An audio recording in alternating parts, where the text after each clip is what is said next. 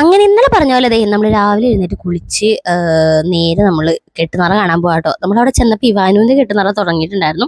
അതിന് ശ്യാമേട്ടനും സുരാജിനൊക്കെ കെട്ടൊക്കെ നിറച്ച് കഴിഞ്ഞിട്ട് എല്ലാവർക്കും ദക്ഷിണയൊക്കെ കൊടുത്ത് അനുഗ്രഹമൊക്കെ വാങ്ങി പോകാൻ പോവാണ് കേട്ടോ.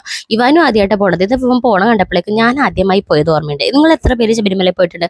ഞാൻ കൊച്ചിയിൽ പോയിട്ടുണ്ട് കേട്ടോ ഒരാശം. പിന്നെ അവർ പോകുമ്പോൾ തേങ്ങ ഉടയ്ക്കാനുള്ള കല്ലൊക്കെ വെച്ചു. പിന്നെ അങ്ങനെ 3 സ്വാമിമാരും പുറത്തേക്കൊക്കെ ഇറങ്ങി അവർ 3 പേരും ഇങ്ങനെ കല്ലിന് ചുറ്റും പ്രദക്ഷിണമൊക്കെ വെച്ച് തേങ്ങ ഉടച്ചിട്ടാണ് പോകുന്നത്.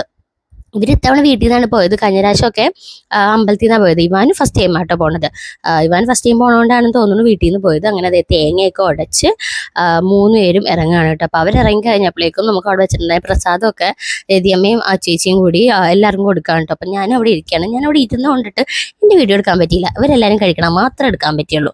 അങ്ങനെ അതേ അവരെല്ലാവരും പ്രസാദമൊക്കെ കഴിച്ചു, ഞാനും കഴിച്ചു.